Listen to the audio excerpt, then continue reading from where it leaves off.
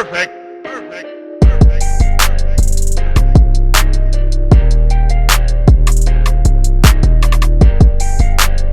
Hello, everybody, and welcome back to another episode of the Reaction Therapy Podcast. Today is a great day because we get to interview a special musical artist that we have reacted to on this show on multiple occasions. Yep. Sophie Pecora is on the show today. Nick, I am pumped to be able to finally hear kind of behind the scenes of what is going on in the life of these artists, especially Sophie, who's so young, so talented, and on the rise. Yeah, I mean, she really is. We've reacted to a couple of her songs on the channel, and it was just so cool how this whole thing came up with, you got a DM from her. She wanted you to react to a video. You didn't even know who she was at first. And I'm like, when I saw the DM, I'm like, she was on America's Got Talent. Like, we have to get with her. And so we finally reacted to a song. Like, not finally, very quickly reacted to a song of hers. And now she's on her podcast. So she's the first guest on a podcast too. So that's that really led cool. to one of 3 songs we've reacted to. And now the forthcoming with her new EP, To Save the World. And what a great song that is. So it'll be 4 songs we've reacted to from her, all of them having to do with mental health and being able to make it in a world that is hard to make it in. And she's been so good at being humble and talking very kindly to people, to us, and being able to be responsive and really touching, I think, the lives and hearts of a lot of people, especially during a time like COVID and all the craziness going on in the world. So it's been a lot. Yeah, she wrote a lot of her songs during COVID, and she's released like so many. Like, she released an album like each year for the past 3 years. So she is grinding, working really hard on her music.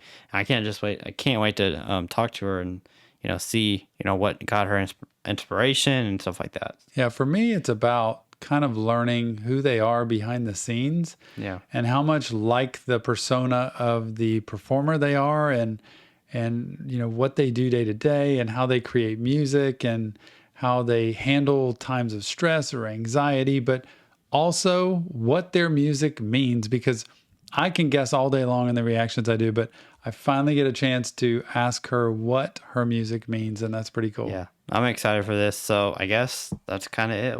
We should just want to get right into it. Let's just get right into it. Okay, she's there. She's waiting online. Let me do this intro. I pulled together some stuff on her. I want to read it because it's impressive to see where she's been, and having performed since being a young girl and gone through all these past several years. So I pulled this bio together, got this from her people, and I just think it says it all that needs to be said about her. And, the cool part here, she's a singer-songwriter. Like, she does it all. She writes her songs, she sings her songs, she performs her videos, and only 18 years of age. Like, y'all, she is only 18 years old and just graduated high school. And she's been on and through so much. She has a unique poetry rap style, which is so true. Just like NF, she's able to kind of combine back and forth and in a poppy kind of sound, and doesn't shy away from being vulnerable at all. I mean, she digs deep.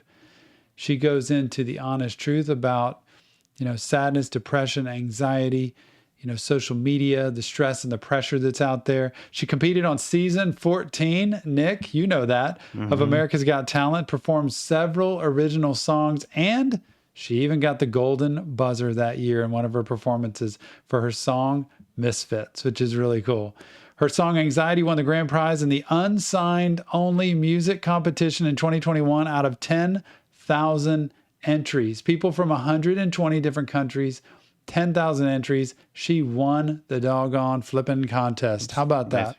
Incredible. She's released albums in 2020. Nick already said this. 2020, which was Raise the Bar. 2021, which was Wildflower. And now this year, her brand new EP coming out July 15th, To Save the World. It's an incredible song and an incredible group of songs that's there too.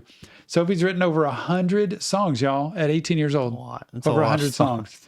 And one cool quote of hers regarding her songwriting is, I turn feelings into art. Wow. What a great, I turn feelings into art. The feeling she's got inside, she's able to create art through music, which is phenomenal. And above all, like, I love this part of her. This just seems so much like her. Sophie wants people to know that they're not alone and that things can always get better. Tomorrow can be better than today. We can always make life better. So I can't wait. Let's do it. Ladies and gentlemen, Sophie Pecora. Sophie Pecora, it is great to see you. Thank you so much for taking time out of your busy schedule to be here with us, just to talk a little bit about you, life, your lyrics, and most importantly, mental health. It is so good to have you here. Thanks for coming. Thank you for having me, guys. Yeah, we have a ton of questions for you. We're not going to bombard you with all of them. We'll get as many in as we can, but even all of the people that watch Reaction Therapy, they have questions too. And there's a lot that people could learn about you. I say this all the time when I do reactions that, I'm a mental health professional, but I talk in a 15-minute time period and I don't get to really get into who the artists are, right? I'm getting into the lyrics. But today we get to dive into you. And kind of one of the first questions I had that I thought of for you was like, when... And this is kind of I don't know if this is a conceited or self-centered question, but it's an honest one. When did you know you really had talent? Like, when did you realize, like, hey, I think I might be able to do something with this? I think I was always pretty confident. Like, I started when I was 7. So when you're that age, you're not self-critical or anything yet. So I was really just having fun. I think I thought I was good. Like, I thought I was really good. I wasn't really at first, honestly, but, and I was just kind of having fun. So I didn't, like, I don't know. I guess maybe when I think being on America's Got Talent, definitely helped a lot. The first audition, like, really hearing, like, in person, these people that are awesome that I watched the show, so I know them, and it was awesome to see the reaction, and also the reaction on the internet from that, and so that definitely gave me a lot of confidence. But I feel like I've always kind of had it in me for a while. So. And boy, do we have questions about that when it comes to America's Got Talent. Yeah. I mean, I think back, you said it so well when you're like, I thought I was just amazing at 7, but I look back now and I wasn't. I mean, I look back at December, Sophie, like, we've been doing these reactions for literally 7 months. And I'm a therapist, right? I'm not an entertainer, but I look back at the first one that got like hundreds of thousands of views. And I'm like, that was probably the worst video I think I've ever seen in my life. Really bad. But I really thought I was in it, man. I thought I had it. I was feeling it. Anyway, go ahead, Nick, because you wanted to ask about America's Got Talent. And look, kudos to Nick. I know I'm talking over him. Kudos to Nick, Sophie, because I promise you, when we first heard about you and your name popped up, Nick goes, I know her. I've seen her on America's Got Talent. And this is years later, right? Yep. And he's like, he popped it up right away. And he's like, we need to do her songs. And so kudos to you, because I was getting so many different requests in and I didn't know who was who because I hadn't listened to all this music. And he's an America's Got Talent fan. Go for it. Yeah. I remember you mentioned how, like, you were like, there was this girl who messaged me that had like 300,000 followers or whatever it was. And I mean, we get messages from artists who all the time that, want to have their song reacted to. So, we didn't know who it was. And I heard the name and I looked at your picture and I'm like, funny. I know this person. And I looked more into it. And I'm like, yep, that's who I thought it was. So my question, you kind of led into it, was the America's Got Talent thing like an overnight thing, or obviously I think you practiced for a while, but like, how did that all happen? Yeah, really. Yeah, I started music at 7, and I started rapping at 7, and singing at like 8, and then instruments 9 years old.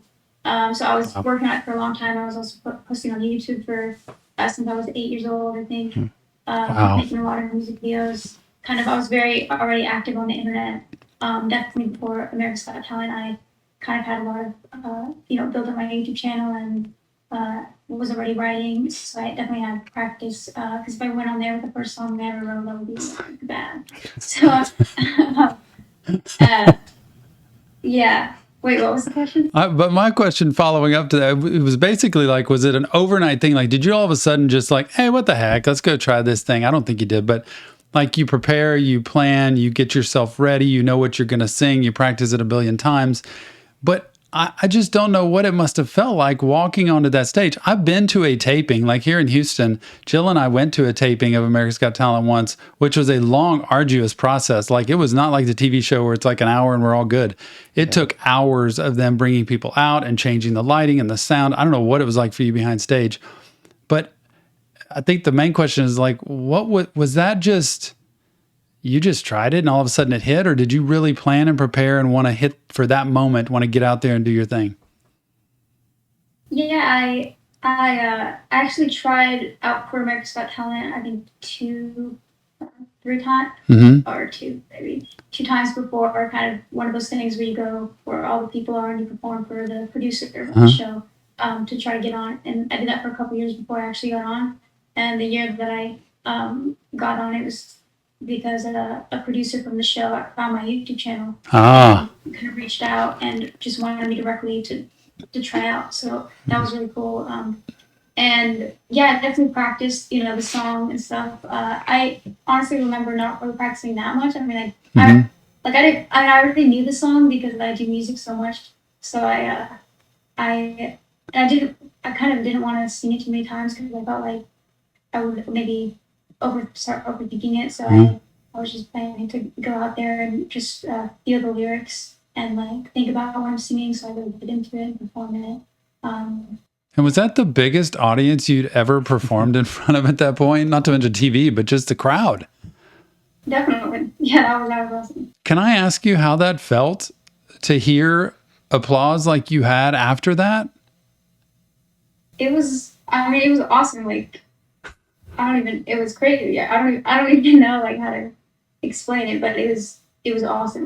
One song on there was not enough. Like I would have done the whole show, stages like that. So. And I want, this is testament, Sophie. You are a testament to so many people I talk to. I get hundreds of messages literally weekly from different people, especially being a mental health person and asking about their life and the struggles they've had, and nothing's going right, or they've had a lot of stuff happen. You are testament to, you said, I've tried out a couple times before this. I mean, it's very easy to just quit and say, I'll do music, but I'm not going to do that anymore. It's just, I'm done with it. But man, to keep going and keep trying and knowing you must have loved music and loved being an artist and creating and wanted to do it. And you kept trying. So that is talk about mental health, another testament to don't give up, please. Yeah. Yeah, for sure. I mean, things take time. Great things take time. So. There you go. Just like all the music you've created, which I'm really holding off on. We're going to do that at the very end because I can't even ask about all your music, but I'm asking about some of it. In fact, Sophie, I was listening to your music this week and Nick's like, stop. Don't listen to all our music because then you won't be able to react to it once you've listened to it. And so he was pulling me back because I wanted to hear it. And we'll ask that later. But I really wonder, piggybacking Nick, like when you turned 18 this year, congratulations, high school graduate too. Way to go. And when you turned 18, is it any easier now that you're 18? Like you've been through years and years of doing music and of trying out and of being in front of groups and crowds. Is it any easier now that you're more mature, you're older, you've made or make different decisions now, or is it just as hard? I mean, as far as graduating high school, it's still very recent, literally just like a couple weeks. But it's, I haven't really even started, like, I'll have just a lot of extra time. And I have already, like, in the morning, I would usually do school, like, all morning. And now I just wake up and I write songs, and it's great. That's awesome. But what about performing? Like, at 18, when you're younger, is it more carefree where it's not as big of a deal, not as much pressure? Do you put more, or do you have more on yourself now than you had before? Yeah, I think I do, definitely. I mean, when I was like younger, like a child, I was just having so much fun. Like you don't overthink about anything. You don't really care what we think. And I still would say I'm pretty confident, or I wouldn't be able to go on stage at all. I have a lot of practice. But it's definitely like a lot more nerve-wracking to go on stages and stuff. That's cool. So but I get... Yes. No, go ahead. It's more like before I'm really nervous, but yeah, when I'm on stage, I'm having so much fun. I mean, it is my thing to do. So. You know what's interesting? Nick's going to ask that question, but what's interesting, you just said that. I work with a lot of higher level athletes that are in Division I or going to professional or Olympics or things like that, and on peak performance, on being the best. Like they are the best in their field, and they're competing against the best. And that's what they tell me, Sophie, is it's the moments before I go to bat. It's the moments before I get in the pool. It's the moments before I get on the gymnastics mat that is my most nerve-wracking. Once I'm out there, I'm doing my thing. But you are so right. Good point. Yeah. So I was just gonna say, are you like, you said you started writing music and making music when you were like 7. So are you surprised that you've had so much success at such a young age? Like you're only 18 and you have all this music. You've gotten the golden buzzer on America's Got Talent. Like you have all this success. Are you surprised at all by any of that? I mean, I think that it's kind of. That's a trick question, but it's. I mean, I'm kind of. It's kind of what I've been working towards, like since I was 8. So it's kind of what I am like. You know, it's not like I just woke up and it all happened, because that's what I'm working towards. So kind of. Like, this is awesome. Like all the things I'm doing, it's what I've been working for. So and Nick, she's an NF fan. So she would probably sit here and say, no, this is what I planned for. It's what I prepared for. It's what NF would say. Like, I've been preparing my entire life for this. Yeah. The girl knows NF. She knows Eminem rap. I've seen you do so many amazing things. I don't even know how to, I just have too many questions. Yeah. Like, I wonder what it's like for you in your shoes, kind of being a trendsetter in a way, because I don't see a whole lot of younger female artists that can rap like you do and can mix the way that you do. And so being an NF fan, yes, you have to have pride in what you do, but there's a big difference between confidence and arrogance, right?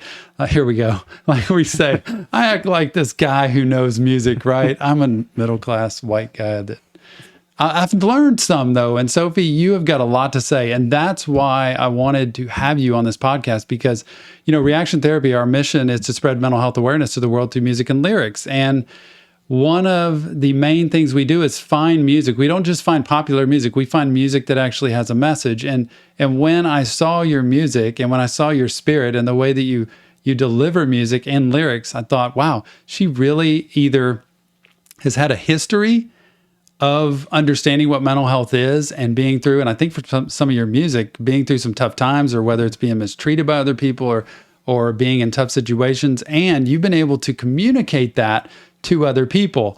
And tell me what made you take music, because anybody can create music however they want, but you decided, I'm going to make sure this has an impact and sends a message, especially regarding mental health. What made that happen?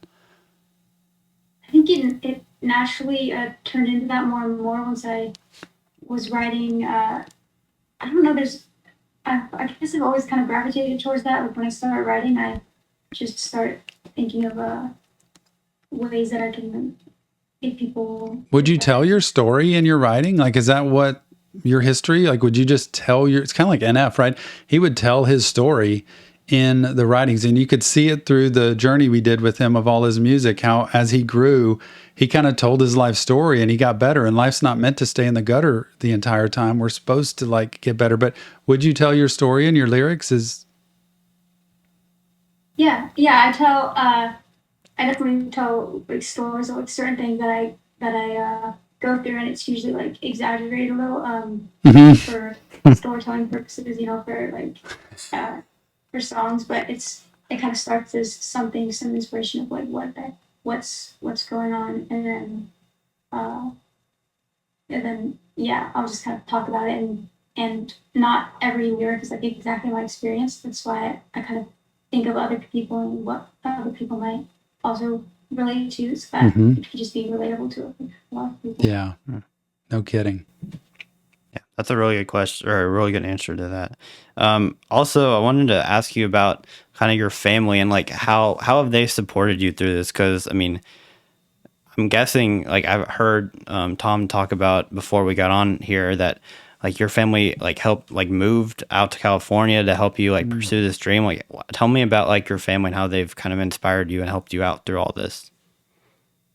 Yeah, they've helped me so much. I mean, it's always supported, like since I started like 7 years old. That my dad or I guess both my parents, they like allowed me to have a YouTube channel after I was like begging them at like 8 years old.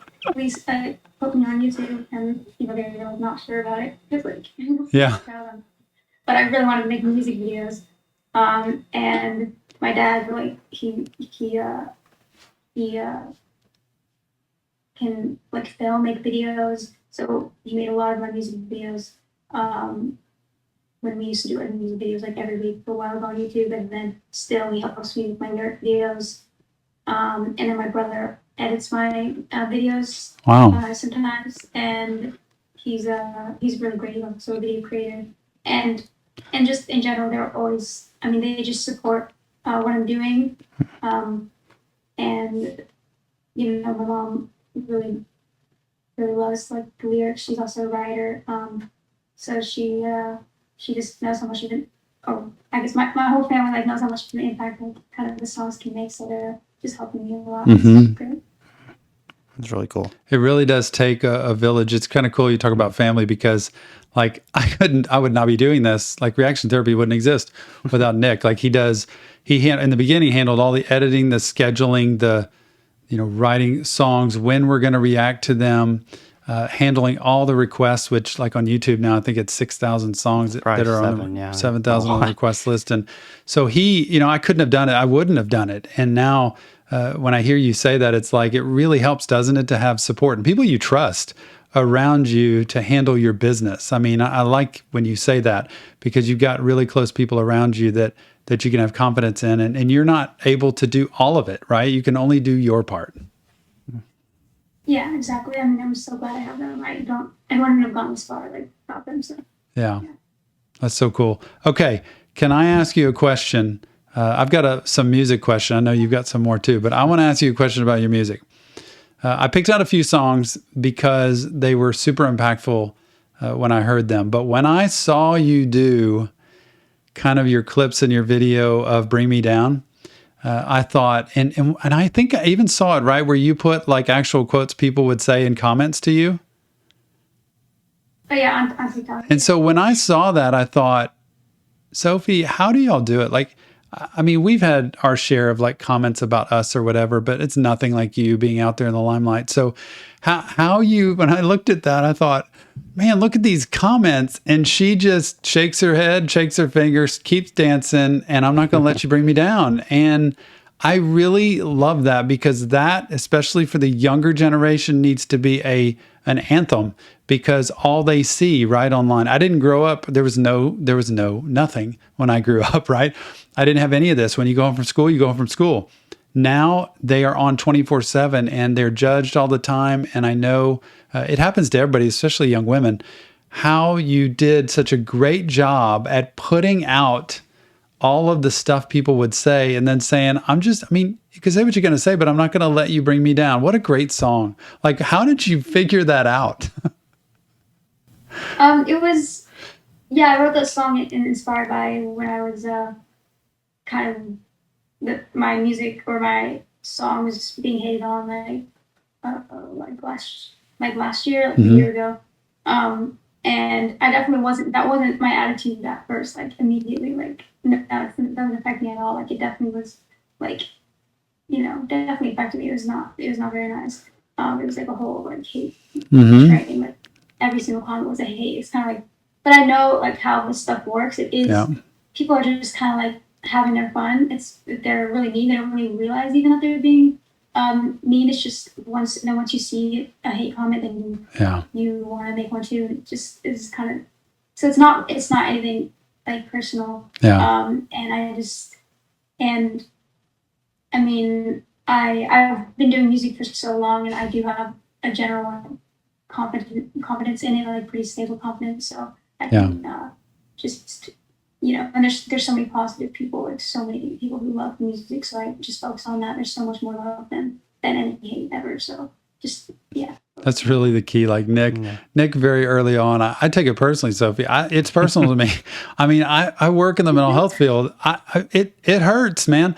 And Nick was like, don't respond. And I'm like, oh, and he's like, don't, it's going to never stop. And he was so good to caution me because I don't know social media, right? And you were so correct when you said it is just a breeding ground for misery. And so I love the idea that you put that song out there and put it in a way that was upbeat. You can take misfortune or depressive type things and make them happy. And I love the beat. And I heard that from Tyler Joseph, which Nick knows I'm a super fan of 21 Pilots, but Tyler Joseph has said that. He said, there are times I like to do upbeat music with lyrics that aren't always upbeat because I like creating cool music. So I think that's really good the way you did it. Anyway. Yeah, and I also think like NF does that too. And I know you're a fan of NF, so Did NF inspire you at all, like to make any of your music? That's just a random question I just thought of. Yeah, no, he definitely inspired me all the time. Yeah, even more recently with the new songs that I haven't shared with anybody, I'm kind of working on them. I'm rapping more than I have. I always kind of rap, but it's more like actual rap verse, like and it's always combined with pop music still because I love pop and it's catchy chorus. But he's always inspired me. I love his lyrics and the way he talks about, real things, not real and stuff. Well, and also coming through struggle, right? Like he talks about being at the very bottom, having hard times. It's not always easy, not always making the best decision, not always being great in relationship, whatever. And he is able to show how he's come through that, and be able to have the life that he's got today. So that's what's cool about you is seeing you create such amazing. I'm amazed at teenagers that can create the art that they do. It's really cool. Yeah, go ahead. So I have another question. It kind of has to do with more people our age because I'm almost 21 now, and you just turned 18. So about kind of like younger adolescent people, what do you see them? What the heck? What do you see people like struggling the most with that are like younger and maybe just in their teenage years? Oh, good question. I think that's a good question. I think social media is something that like affects everybody who uses it probably negatively. I really doubt that like anybody can or I guess some people might not be like totally addicted. I guess I don't know how, but I think it's really hard. Like it kind of seems fun in the moment, especially with TikTok. It seems kind of fun, but it's really clouds up your mind with like so many different things are going on as you scroll, and it's and then especially if people are directly mean to you, that's not very nice. And also you're exposed to a lot of stuff, exposed to people telling their terrible stories about things that have happened to them on the news, like it's hard to like have all that stuff kind of right in your view, and in reality it's hard to separate like reality because really life right now, like if you look around you, it's not like that chaotic, like it just kind of seems like it is. And your song Numb, okay, when did you write that, or when did that come out? That came out last August. Because that's directly related to what you're talking about. At least what I got was through social media and just what the world is today. And man, you hit directly to the point in that. Yeah, I really love that song. I've always kind of really liked it, and I think most of what I was talking about with that, it can mean a lot of different things. But I was thinking a lot about social media. I think going and scrolling is a way to kind of numb out your feelings and your thoughts. That's what I do too, honestly, because you just get so distracted. So I was kind of thinking a lot about that. And you threw me for a complete loop with To Save the World. So that song is actually coming out today as this airs on YouTube, believe it or not. So it is being released today on YouTube as this podcast is out. It's pretty cool, isn't it? And our reaction to it is coming out today as it's released on YouTube. We timed that so well. And I'm telling you threw me for a loop. I did not expect this. It was as well done to take a serious topic and a serious message in a very loving, caring, compassionate way. I'm not going to spoil it for everybody because, well, they probably already listened to it. But it really did go a couple different directions, and I adored the way that it ended. So tell us about To Save the World. Yeah, that song, I really love that song. It always, since I wrote it, I guess it's like a year ago now, July, I think last year. And I always thought it was really special. I wasn't actually sure about it when I first started writing because it felt like a very specific topic. It Mm-hmm. wasn't as like super relatable, I thought, but I wrote it about, I forgot exactly what was happening, but something with the news or a lot of different things, and a lot of bad things were happening in like the world, and it just feels so just terrible, and I felt really bad for people. I felt like just like seeing other people struggle really brought me down also, and I was writing about how that really just really affected me, and then I was I just cared so much, but I didn't know what to do to help, like what actions to take. So, and I was just kind of like, if all it took was someone to care, Yeah. if that's all it took, then the world would be safe, because I just care so much. Like, Right. kind of like the way, like the amount of, just care that I felt. Can you tell me the part about when you said, "But I'm weak"? Where that was coming from? Yeah, I guess I I was just sitting at home, seeing all this stuff going on, and I didn't Just helpless. didn't feel like I could help. Yeah, like what am I supposed to do to help? This is way bigger than just me. Yeah. So I just felt like I was weak. But really, this song, it's kind of a hopeful. Yeah. I like realized as I was writing it that actually caring, like when I write songs, I'm thinking of people who are struggling, how much this song can help people, and I care so much, like, and I feel it like in my soul when I write, and so I think that caring, compassion, like it really could save the world, like just doing what you can, to help those around you. That is what can save the world. Like even though it seems like you're not gonna snap your fingers and like there's the world peace, but you can do what you can. And, Right. It's so impactful. And for you to be able to deliver that message, everybody can tell. I mean, I can tell just from watching you, the care and the compassion and the love that you have. And at the end, I mean, I was ready to just bounce around at the beginning, and I thought, oh, wow, this is not one of those. So now she's going in a whole new direction, which allowed, I mean, it showed me your growth. Like just you, I mean, you are so mature for your age, at least everything that I can see, and your music is too. But at the end, the beautiful part, and I'll get off of this now, I'll let Nick ask something, but the beautiful part at the end was how you brought your smile out at the end. I mean, I just loved it. And I put it in the video because it was so cool how you were singing and you're sweet and you were awesome. And then at the very end, you had that smile. And I don't know if you've seen that, but that really was just a golden touch on the end. So kudos. Thank you. Yeah, I try to smile to yeah. Yeah, I like that. That's really good. Okay, so we are reactors, obviously. Can you give any advice to any reactors, just of what we can do better, what you would like to see from us? Just give us some advice. That's quite a question, right? What are we doing wrong and what should we be doing different? Because we don't even know what we're doing half the time. Yeah, I mean, I love reaction channels, but like I don't have any complaints. Like I don't even know, like I really don't. Like I think you're doing a great job. Like I love your videos, and I love how you put your insight and your thoughts into the song. It's very interesting to listen to, and it's cool that you use people's requests so that people kind of are like you're giving people what they want. And, yes. Yeah. Well, and it's really like being a mental health professional, and that's my trade. That's what I do. And that's what I will do until I retire. That, Nick at the very beginning is like, man, your reactions are like 15 minutes long. Like, come on, this is like, some of them are like 6, 7, 8 for other people. And I'm like, I don't count it. Like, I'm not looking at it trying to do it. But when I hear something, I stop and I'm like, I either need to go hear that again or I need to explain what I noticed, because it has to do with toxic relationships, patterns that happen, addiction, anxiety, depression.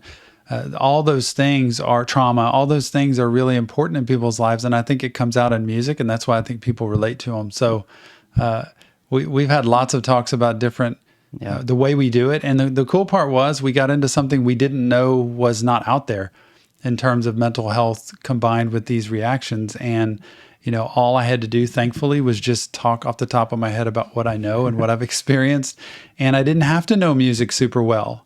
I mean, I've learned to kind of get into the music, and I've learned to love the music, a lot of it that I listen to, but I really just was talking more about the message behind it. And so you've been just amazing since the beginning on that. Can you tell us, like, just dive into Save the World or just the entire project? Like, what's coming? What do people have to look forward to with that? Yeah, this third EP is third one. Man, in 3 years, you worked straight through COVID and just grinded. A lot of people just gave up. They were just sitting at home. They were doing nothing. And you put out an album every year. Yeah, I mean, I write all the time. It's kind of how I just amazing. Like, get my feelings out. So I always have songs. And what is that on the wall behind you? I mean, I've been wanting to ask that the whole time, but I didn't want to. Oh, yeah, it's reflective. That one, the small one, is the YouTube silver button. Yeah, awesome. Yeah, I got it a while ago, so it's the older design. I think I changed it now.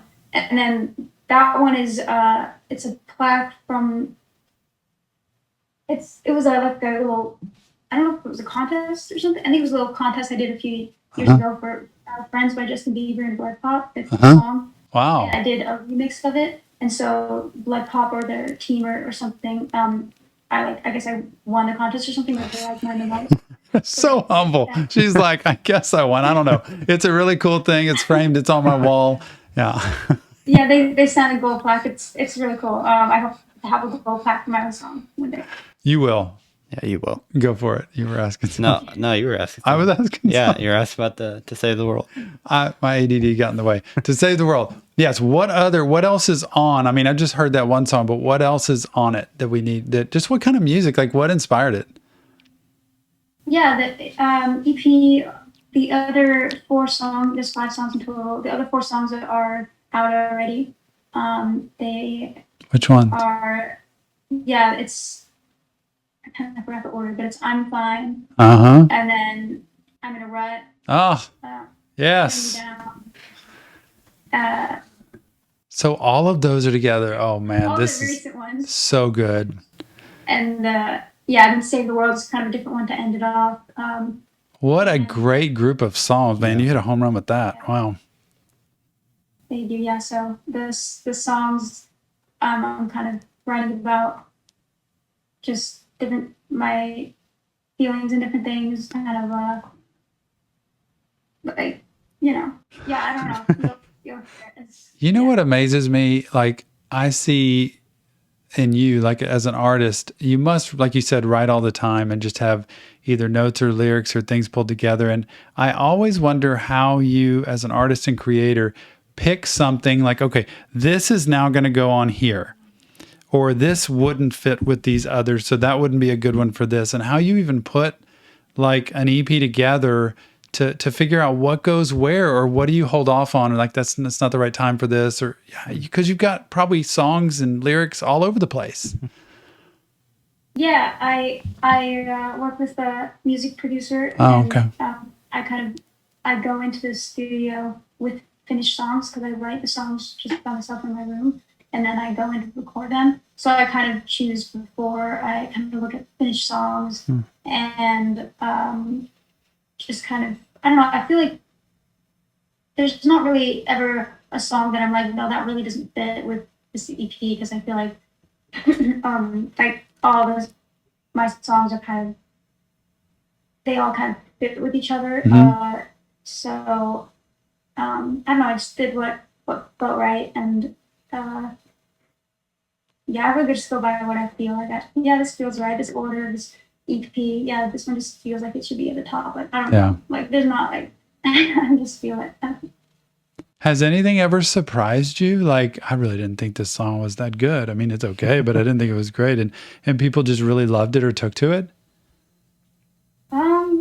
No, I feel like I wouldn't put out a song. Great answer. There we go. Just like what NF says. Like, he always says, like, he's not gonna put out anything unless it's good enough. There you go. Okay, you put me in my place. I'm there. That was funny.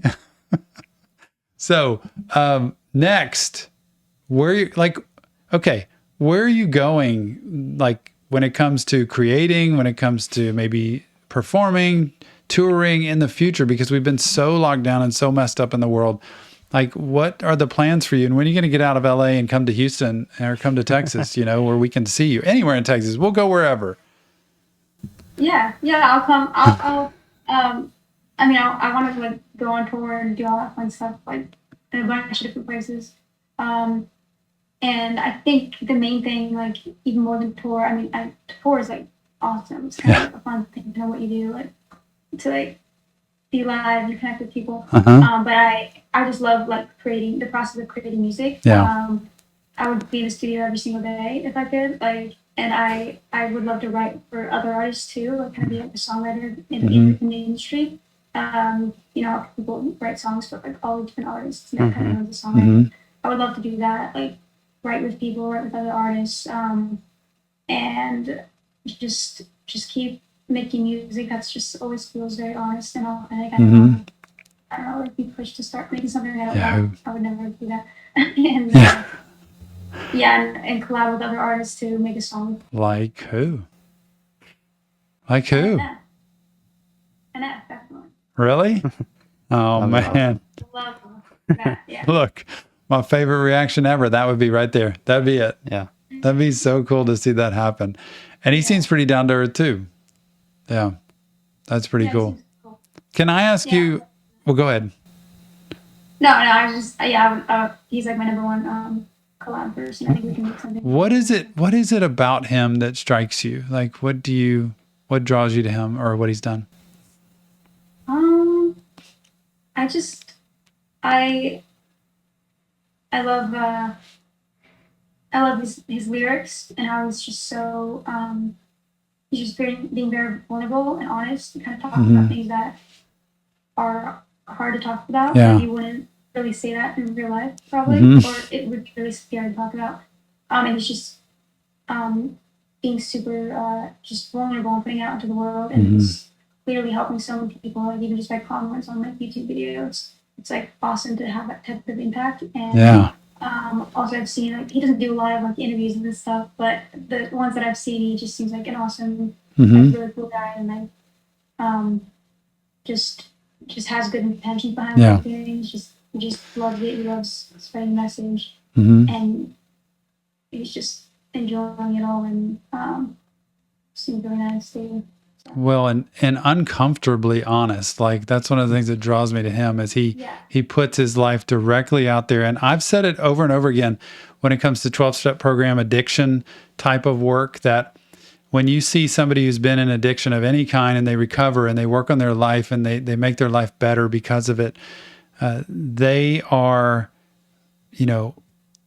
not afraid at all to talk about all the damage they've caused, all the grief they've caused, all the misery they've had in their life.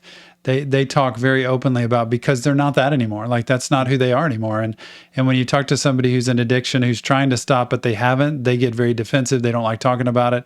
And so he is so uncomfortably honest in a lot of his work that I think he's gotten a lot of hits for that, a lot of hate for that at times, like being so depressing and miserable, but it's honest. And you know how many people in the world have anxiety, depression, stress? It doesn't mean their life's over and they're just walking around like Eeyore all the time, but it means people, we have a lot of stress and a lot of stuff going on in life, and he's just talking about it. You do the same thing of talking about, in a way that's tolerable, that here is what's happened. Like, and I know people can relate to that. That's why they listen to it. That's why, all the people that in your fan base grow and will get only bigger, I think, from here. But I wonder if I can ask a final like mental health question, if you don't mind.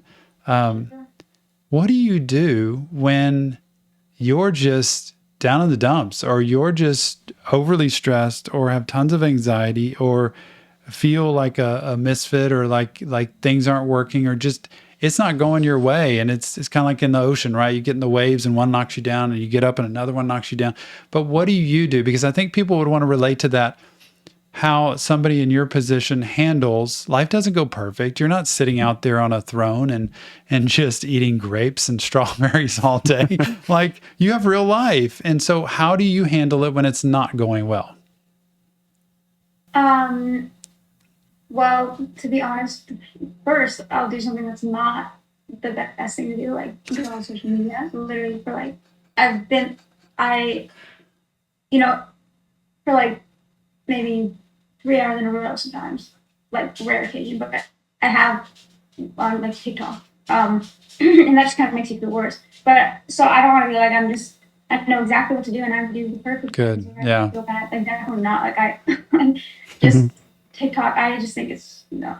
But anyway, so but but after that, like feel much worse. But then I always I know that moving my body helps. Doing any kind of like I like to like dance, like hip hop dance. Working out is cool too, but even just working out sometimes can seem like I don't work out. Yeah. But I like to dance, and it's just being active is really important. Or maybe just going on a walk, or just like stepping outside. Like literally, if I'm feeling like my head is really cloudy, just thinking about a lot of things, and literally I just like step outside for like 1 second, and like you feel like so much better because it's just natural. It's unnatural for humans to be inside like all day. So it feels really to be outside, and I think having an outlet, like I write songs, an outlet is really important to talk about. And I also journal. I used to journal a lot more, and that's really helpful. Just have an outlet and a place where no one can look if you don't want them to, and don't like judge any of your feelings or anything. Just write them all down. Don't be like, no, I shouldn't write that. It's like, no, like write everything. Just acknowledge like how you're feeling, and it's totally okay to like not be okay. Just be like, tomorrow's another day. It's totally okay to cry. It feels great to cry, honestly. Gets everything out. It's natural. Just don't be too hard on yourself and do what you can. Like you don't have to be like perfect like, every day. So great mental health pieces. I mean, this was speaking my language, right? I know. I was about to say, did you have you listened to every video that he ever makes? Because he's such mental health, like nutrition there, because, and I tell people all the time, I tell my kids when they were growing up that we talk about tutoring in school, right? And a lot of people are like, I don't want to go to tutoring. The smartest kids go to tutoring. The healthiest kids go to therapy. I'm not kidding you. I've done this 27 years now. And sure, there are lots of issues and big things that happen. Sometimes they're just out of the blue situational things that happen in life that require you to go to therapy, whether it's grief or trauma or tragedy. Other times it's just the way you grew up or whatever's happening in life. But I'm telling you, percentage-wise, the highest percentage of people in therapy are the healthiest because they're not waiting until therapy has to be preventative, not reparative. I say it all the time. Reparative is an ER room. It's like, man, blood's gushing. Please just patch me up. Help me to not die here. Preventative treatment is, I'm going to take something ahead of time. Why do they give you 7 days worth of an antibiotic when you're really sick and you only take it for 2 or 3 because you feel better and then you stop? They give it to you to take the full course of treatment. And so all the stuff you said, Sophie, with movement, I'm talking a lot about EMDR and, treatment in terms of like trauma and stress and anxiety. And it's paired with bilateral stimulation of the brain. So when you're talking about dancing around, when you're talking about drumming, when you're talking about walking, because I don't think exercise has to be a workout either, just movement. When you do that and you pair that with the stress or anxiety you have and your brain's breathing, oxygen flowing, your brain will actually desensitize to the stress and anxiety you have. And you hit the nail on the head when you said curl up. And I always tell people, right, don't curl up in a bed in a dark room with social media right in front of you because you will come out more depressed. So you need to get out and move. Put the phone down and just go move and look at the trees and look at the birds and literally think about what is so troublesome, bothersome, stressful, depressing, and do that for 30, 45 minutes. You'd be amazed. So all this stuff, journaling, like she was hitting all those different things of key components of what you can do that are actually healthy. And it's almost like when somebody goes camping, right? And you go in the woods and you don't have a Wi-Fi signal and you're pretty much in a tent and y'all are just kind of hanging out. Everybody's healthier there. Because it's like, that's all we have. Sophie, man, you hit the nail on the head. We could sit here and talk all day. Couldn't we? We could. Man, you are so kind. What else do you have? Do you have anything else? I think that's it. Nothing else to say? Okay.